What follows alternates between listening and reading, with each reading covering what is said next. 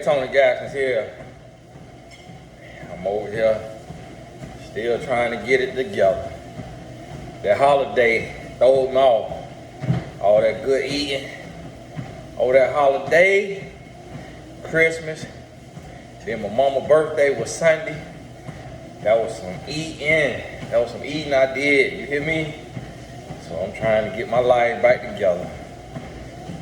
Got till my birthday, March 8th, to have me a six-pack. It ain't never been done healthily. Now you can do it different kind of ways now, but the healthy way, daily grind. So listen, just wanted to pop in. Went live last night. I was on there a long time, just on there while my family was, my son was playing, my wife was doing her thing, moving around. So I was doing a little live. And I really realized I'm gonna try to stay in the fight. A lady wrote me and asked me, say, Tony, can you explain why the devil's so loud and God is so quiet? And what she was saying was, it's just so much chaos. It's so much negativity going on. It's so much in the world that's going on. And when you look around, you don't see a whole lot of good on the news. You don't see a whole lot of good online. You see little memes here and there. Somebody gave a homeless person some money. This family got a GoFundMe and raised X amount of dollars. You see stuff like that, but it pales in comparison to the amount of negativity that we have. So listen, this is the thing. It's gonna take a concerted effort. It's gonna take a group effort. So when you see negativity online, you got to block it. You got to report it as spam. You got to stop giving your views to it. You got to stop sharing it. So if you see something that's negative and you watch it, you just gave a view to it. You just gave it more. And if it's an account or a person that's negative, when you watch it, you may say you watching it for entertainment purposes. You may say you watching it just to see what's out there, but you gave a view to it, and that boosted. You just helped it in the algorithm. You shared it with your friend to talk about it. That share just helped it in the algorithm. You hit the thumbs down button. That just helped it in the algorithm. And so you got to realize that it's going to take a concerted effort every single day of avoiding things and not giving into it, and then being the change, doing what you can do that's inside your budget, your capabilities, your realm, being the change. So just, I don't understand. oh Lord, I need to turn that chair off. Just going to, that's not the chair, that's that Google thing. Going the extra mile. Doing what you can do. And that might mean you got $3 extra and you buy somebody a hamburger. That person behind you. You going through the drive-thru, you ask the person, hey, I'm gonna take care of the order behind me. How much is it? Boom, pay for it. You got that extra. That might mean you serving somewhere, somebody. That's that extra. So it's like you gotta get to the place where we doing more. We doing more. We serving more, because it's getting bad out here. And I got to keep my voice going. I got to stay loud. I got to keep doing, keep showing up. keep trying to share what the Lord put on my heart. So gradually over time, you're going to see me get a little more real, and a little more real, and a little more real, because the devil is loud. And it's been that way. It's been that way from the beginning of time. From the time Adam and Eve bit from that forbidden tree, it's been to where it appears the evil runs the world. And so when you look at the media and you look at the heads, the founders of these media companies, of this here YouTube, Google, you don't see Facebook, you don't see nobody saying Jesus Christ. You don't see nobody promoting positivity. Most of the people are atheists. So if you're an atheist, you're going to let anything fly. You're going to let whatever you want, you're going to let it all go. And then now, it's permeating. It's going through everywhere. And then you got people who it's being shown in the schools. In the schools, they got to where your children could be plotted on because they got this other person who they say, hey, look, I'm a boy, but I want to be a girl. So now I want to use the girl bathroom with the thing swinging between my legs. So now you got this 15-year-old boy, he over there in your daughter's bathroom at school with that thing swinging. Now she ain't safe in there. And so now they saying, hey, that's what we're gonna do now. Instead of having a bathroom that's just for that, we're gonna let your daughter, who got this over here body part, be in the same bathroom with this boy, and the boy could be just playing around. He could just be seeking attention. He could be, you know, just saying that just to do it. It might not be a real struggle. It might not be something he's really serious about. But that's the world we live in. And you got to realize that that's possible if that same age boy could get some and go to that school and do that right there. What's happening? All throughout, all throughout the country. And so you got to realize it's time to be prayed up. You got to be prayed up. You got to be an example. You got to be a light. You got to promote what's good. You find stuff that's good, share that with your friends and family instead of sharing the negative. Starve the negative. But listen, one thing is for sure is that house behind me, working on their roof so you hear the stuff so it's echoing. One thing is for sure is God will not be mocked. So whatever is out there, whatever going on, it ain't gonna last forever. It ain't gonna last forever. People gonna shoot themselves in the foot. Those who are agents of darkness and they promoting negativity, it's gonna blow up in their face. It ain't gonna last forever.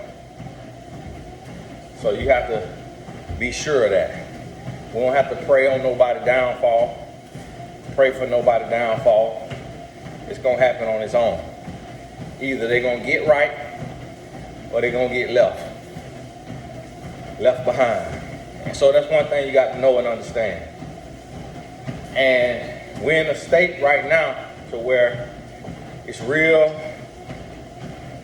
It's getting sad out here for women. It's getting real sad out here for women. Just the way men playing games. And the way men see in the world, how many voices it is out here of toxicity and negativity that's going around. And these men, it's an army of them. And they got generals, captains that's online, giving them the game plan, giving them the blueprint of toxicity. Hey, go out there and be toxic. Go out there and do the nonsense. And so, if you're a woman in this world, and it's a duality, the spiritual warfare. Because and this is the thing, it's intentional by the adversary. Because what's happening is, on one side, what you're gonna have is a celebration and a promotion of women. So on the corporate level, you'll see something like, let me give you an example. Issa Rae. So you see Issa Rae, right? She come from YouTube, and then she shows something, she do something online, and then they take an elevator and give her a show on HBO. Then you have the young lady who is lesbian, I think, and she create the show The Shy, and now she get elevated and put on there. Now I know of those two examples of people, of creators. Now I don't know the equivalent of a no-name man who is of color that was promoted to having his own show on a major outlet from YouTube or from out the trenches. Now you got 50 Cent with his show, but he's a mega celebrity. And so now, also, pay attention when you're watching TV. When you're watching TV, black is in. You used to rarely see commercials with black people in it. Now there are commercials. I've seen car commercials, and I've seen another kind of commercial like a fibromyalgia, some kind of commercial. I've seen 3, 4, 5 different nationally televised commercials that have an all-black female cast. Now, I have not seen that with all-black males. So what's happening is, in the world right now, there's an elevation on a surface level, on a media level, of the black woman. But there's not being an elevation and a celebration of the black male. So what it does is it takes and puts the black woman against the black male. Because the black woman says, oh, I'm elevated, I'm capable, I got money, I don't need you, I don't need no man. And then the man says, oh, you think you're special, you elevated, you got money, you don't need me, so let me attack you, let me bring you down. So now, those people with a voice, they go out and they say, hey, let's create this right here, this narrative. And so now you got the angry black man at the successful black woman. And then you have the successful black woman looking down on the black man. And it's not across the board, but that's the narrative that's being pushed. And so now you got men who can't handle the celebration and the elevation of the black woman. And so the man is insecure, or he a gold digger, or he is jealous, and so he trying to bring that down. And then you see these strong images of black women and women in general, and a lot of times you see these women single. And so it's like, why is there not a man that's man enough or good enough to be with this woman? And so that's what's happening out here on a large scale. And so now it's the head button. And so you have to recognize and realize these things, and then you have to make sure it's not affecting you. And I saw it at one point because like a year or two ago, I saw, and I started to notice, I said, something going on now, because it was like all of a sudden, out of nowhere, I think I saw MasterCard, I saw Toyota, or Chevrolet, or Chase Bank. I feel like all of them did a commercial of an all black female cast. And then I saw a woman I know got a financial firm, raised millions of dollars to give money, and they only giving money to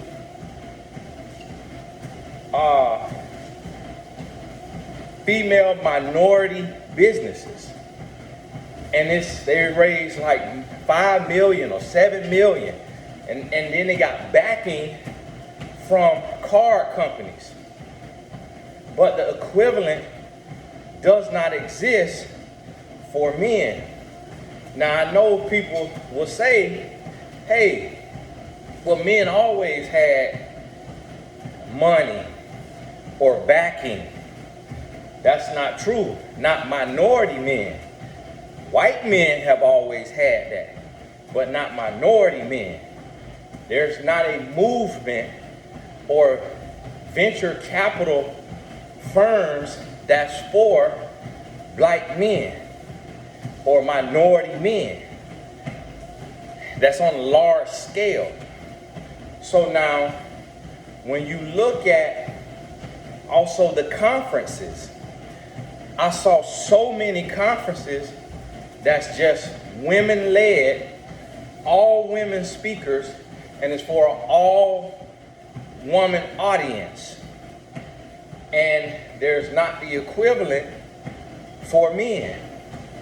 Now, the men will do a conference, like the podcast and these different podcasts they doing, but it's for men and women. The cast on the stage will be men and women. But then there's several all-woman panels. So what's happening is it'll shift from empowerment to competition if we're not careful.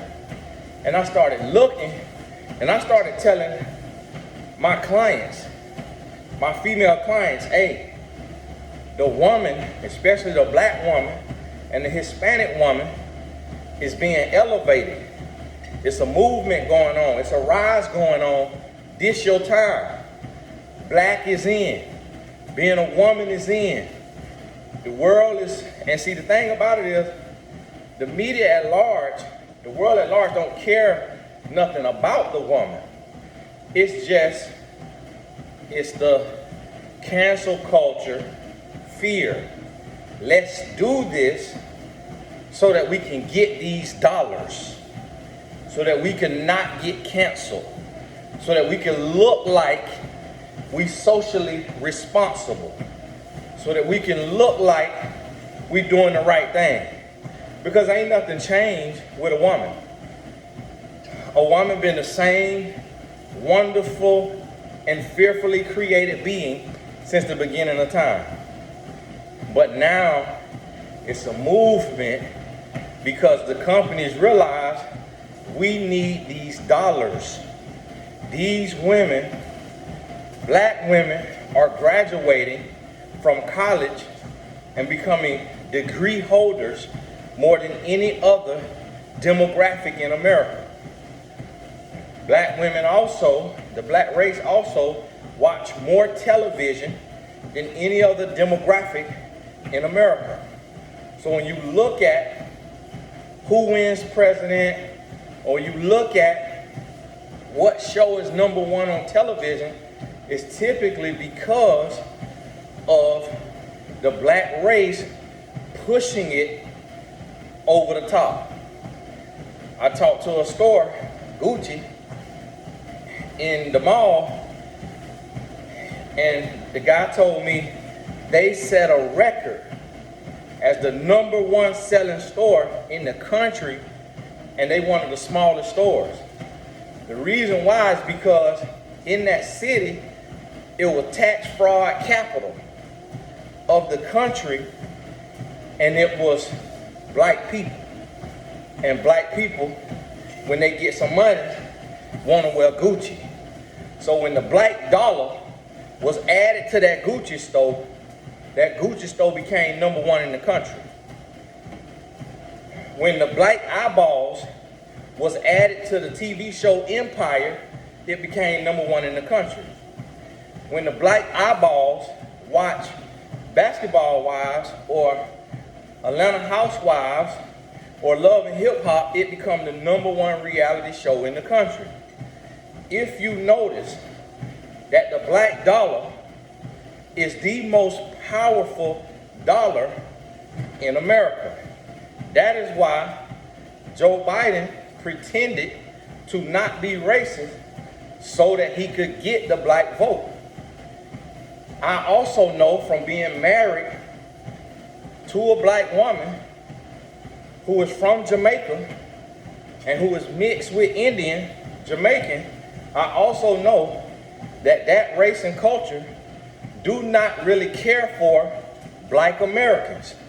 From being around them people, them Jamaicans, them islanders, and also some Africans who from Africa, who live in America, a lot of people of color from outside of America look down on black Americans.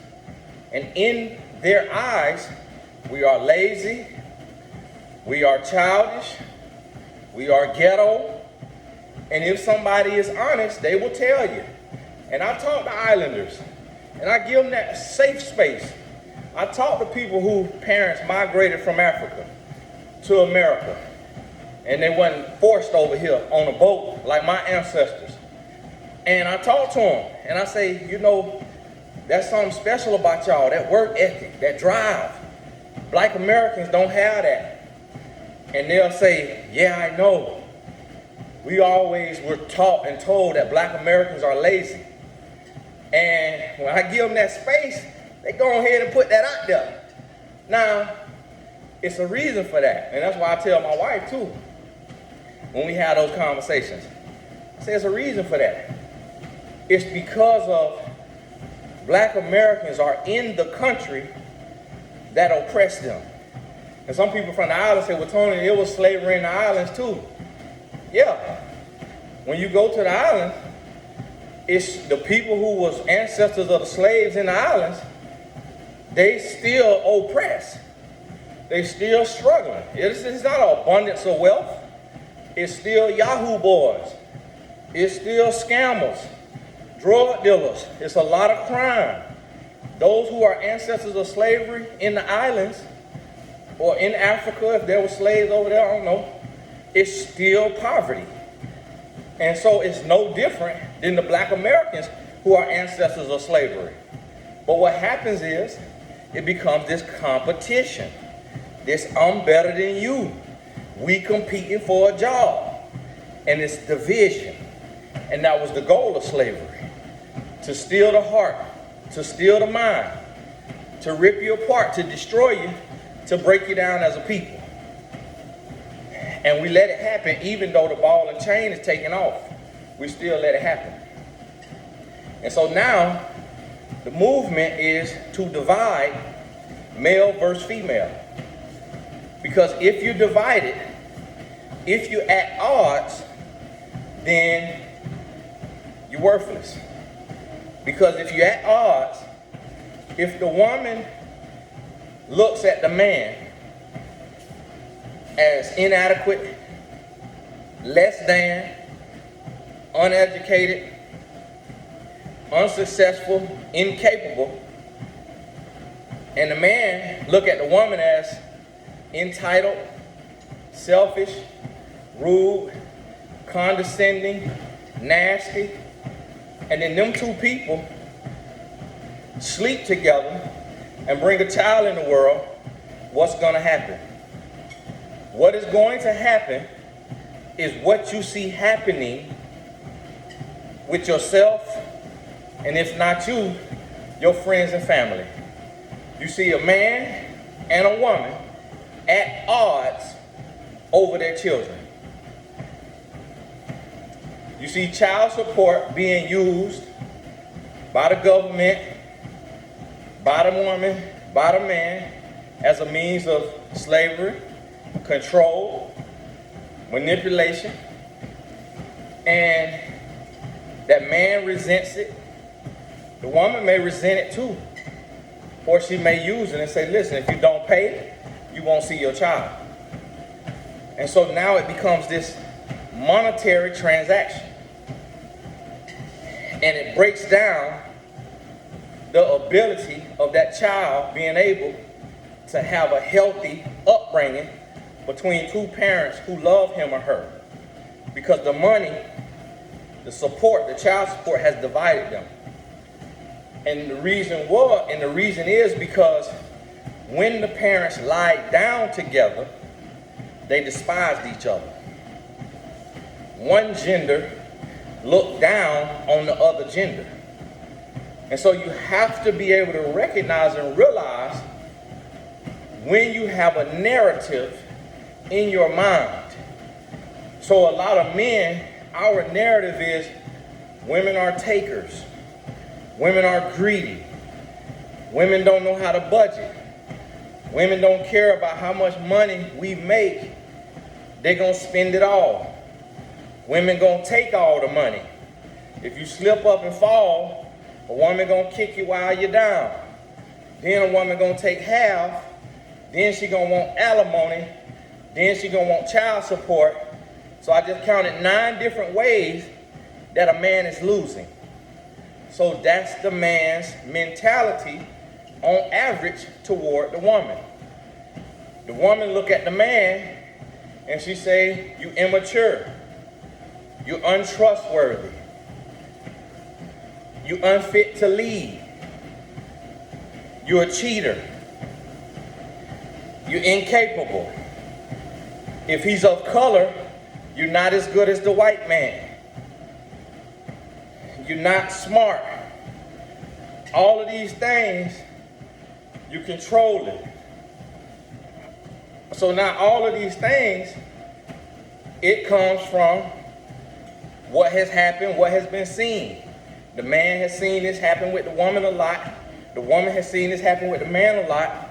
So now, two healthy people who go into a relationship, who could have something special, they end up thinking and believing what the stereotypes has taught them. And they could have good intentions, but deep down, they don't believe in the other gender.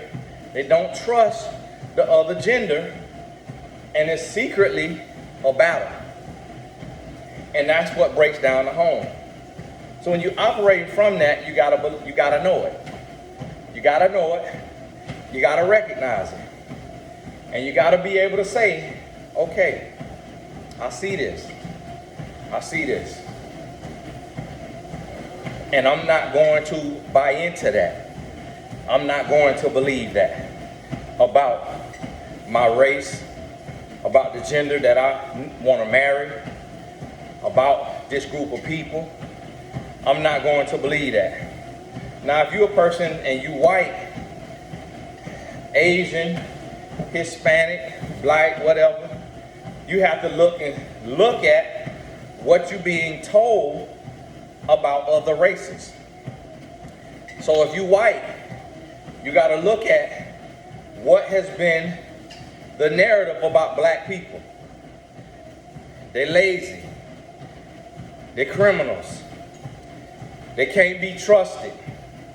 They're ghetto.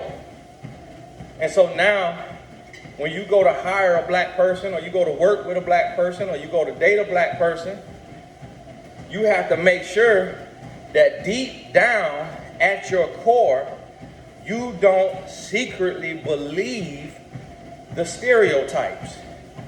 The same thing with black people when you go to whites. What have you heard? They're racist. They're bigots. They're controlling. They're thieves. They rape. They pillage. They do all of this. So now, if that has been true on either side, but you take that with you and you paint all people of that race with a broad stroke, now you block yourself and you hinder yourself from really forming a real relationship or friendship or business partnership with this other race because of what you're believing.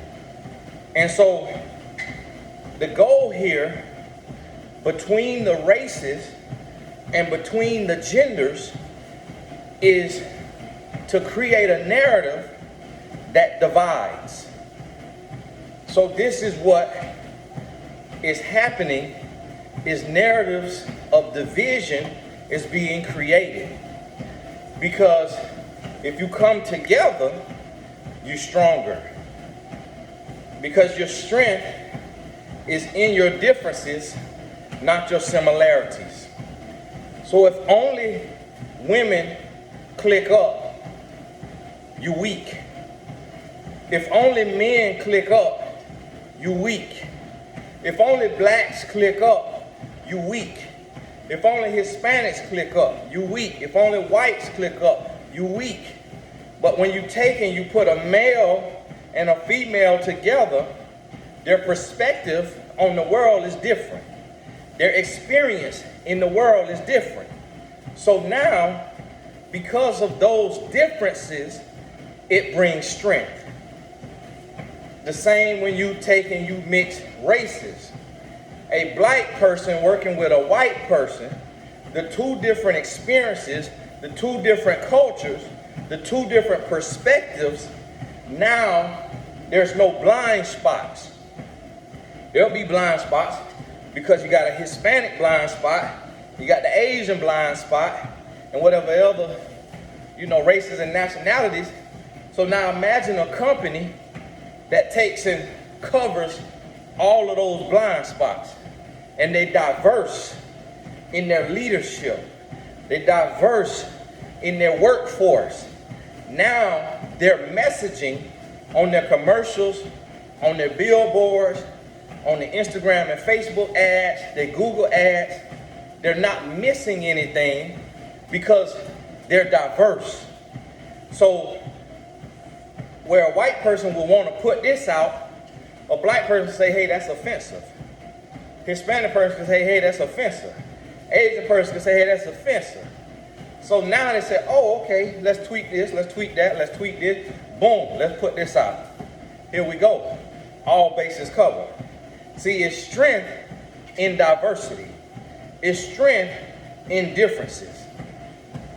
But what we're trying to do is divide and conquer. And that's what has been taught. Divide and conquer. So what it means is split up. Bloods versus the Crips. This Democrats versus the Republicans. Black versus the whites. Mexican versus the blacks. Asian versus the blacks. Asian versus the whites. Young versus the old. Male versus the female. So Christian versus the Muslim. So now atheist versus the believer. So now all of this division it cripples us from the production that we could have. Now see, when I get my network, this kind of content gonna be on there. Now see, look, if you recall the Tower of Babel, what happened with the Tower of Babel is God split up the languages because he wanted the people to disperse around the world. But the people said, hey, let's come together and let's build a tower that reaches to the heavens. And they was going to keep building. And what God said was, look, that ain't what I want. I don't want everybody in one spot. Let me mix up these languages. So when they could no longer communicate with each other, they had to disperse. And everybody who spoke the same tongue, they went off and got their own plot of land, got their own country. So now we got 7 continents because those people spoke the same language, saw the same vision. Now I'm expounding upon that a little bit. And so I want you to think about that metaphorically. The same thing happens in our world today. We could come together and build schools, build banks, build businesses, men and women, black and white. But because of the hate in our heart, because of the jealousy in our heart, because of the pain in our heart, from the things that have been done to our gender or to our race, we don't want to forgive, we don't want to heal, so we spread out. And whoever has the most, or who has had the most from the beginning, they keep the most. So that's why the suburbs is seen as white. And that's why the ghetto is seen as black and Hispanic. And that's why Chinatown, Koreatown, is its own place. So they say we're gonna put the whites over here, put the blacks over here. Sometimes there's Hispanics in there, sometimes the very poor whites in there, and then we're gonna put the Asians over here. So we all divided. And now, every now and then, the whites will trickle on into the black neighborhood, get them a little soul food, get on out of there. Every now and then, the whites and the blacks trickle on into the Asian neighborhood, get us a little Chinese food, trickle on out of there. Now, and then when we get a check, when we get some money, we'll trickle on into the white neighborhood to go to the steak restaurant. So, and then trickle on out of there. And then now some integrating start to happen. You'll get white and black will marry. Poor white and a poor black will marry. A poor black and a rich white will marry. An Asian and a white will marry. An Asian and a black will marry. So now you got a few black people sprinkled over here in the suburbs, like where I'm at. On my street, it is probably 1, 2, 3, 4, 5, 6, 7, 8. No. 1, 2, 3, 4, 5, 6, 7, 8, 9, 10, 11. 11 houses probably or so in that cul-de-sac. Not one of them is black. Across the street, right in front of me, they skin is white, but they got an axe. They Hispanic. It's probably Hispanic, I think. Then now beside them is Asian. You know, some type of Asian, I think Korean or something. And then beside them is, you know, it's white all the way down that street. And it's, I think, one black family up there. So out of probably 50 houses, it's 2 black, there's 1 Asian, and 1 Hispanic. I think beside it might be Hispanic. Though all the rest is white. And that's what I mean. You get a little bit of assimilation. And then now when you go to the hood, You're going to have that one or two white families. The little white girl, she talk just like all the little black girls. The little white boy, he talk just like all the little black boys. The little white girl get her a black husband. The little white boy get him a black wife. They were left off. The people, the whites with money, called them the white trash. The black people with money called the black people hood and ghetto. And the Asian, I don't know how they feel. Cause they mind their business. One thing about them Asians, they mind their business. They really don't do a whole lot of assimilation. They'll speak to you now. They'll let the kid play with yours. But they really ain't trying to do too much mixing. Yeah. They ain't trying to do too much mixing, so they stay on over there, so you really don't know what they saying. Because the white and the black speak the same language. Now some of the Hispanics speak Spanish, but they really don't realize, what a lot of Hispanics don't realize is all of them got African in them heavy in their blood. They think they their own race. A lot of Hispanics don't even realize how much African is in them, which attributes to their skin color. So you'll have Mexicans who just think they're their own thing and don't realize the mix that's in there. You'll have some Asian. When you look at an Asian, you realize that Asia was populated from Africa. Because when you look at the Asian nose look just like the black nose. And when you look at certain Asians, they look like a light-skinned black person. And you like, oh, you don't see we got the same nose? You don't see we got the same lips? Oh, but you thought you were special. Okay, all right, go right ahead. Go right ahead. A lot of people don't realize we really one race. We all come from Africa. Life was formed in Africa and then dispersed around the world. God ain't make Adam and Eve in Africa and then make Lucy and Joe in Antarctica and then make Phil and Betty in Asia. That ain't what happened.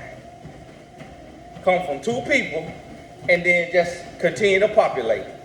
Populate, disperse. But yet today, the man don't realize that he come from a woman. Come out of a woman. And the woman don't realize that she first was in the body of a man. Came out that canal, went into a woman, and then she come out of a woman. We don't realize our origin. The human race don't realize we all from Africa. And so we don't realize our origin, so we think we special and we split up.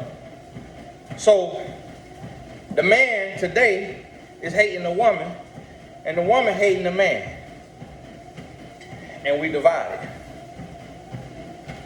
And so I see more arguments between mothers and daughters than any other two human beings in the world.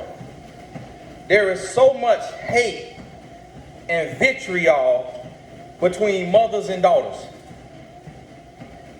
Fathers and sons do not have, on average, the same vitriol as mothers and daughters. Daughters and mother-in-laws, so much division. Sisters, so much division. Think about it now. Think about it. Why is that? Because if the women divided amongst each other, they weak. Because this woman is sleeping with this woman's husband. So now the man got both of them bamboozled. You see what I mean? It weakens the body. So this is what we got to understand. And this is just a lesson for you going into 2022. Recognize where you at. Identify what you think and what you believe and how you approaching the world and how you living your life. and then make the necessary judgments, not to be naive, not to be gullible, not to be taken advantage of, but so that you could get ahead in life without blocking yourself based on your perceived beliefs or your limiting beliefs or the things that you've been told by somebody else that may not really be true in your life. But you will manifest it and have a self-fulfilling prophecy because you believe that to be true about this gender or about this race. You got to give yourself a chance as a human, and you got to give other humans a chance to show you that they human and that they could be after God's heart and not after Satan's heart. Hey, this is Tony Gaston. I ain't mean to talk this long. I told myself I'm going to do 15 minutes, but that word, them lessons go to flowing. Got to keep going. God bless you. We'll talk soon.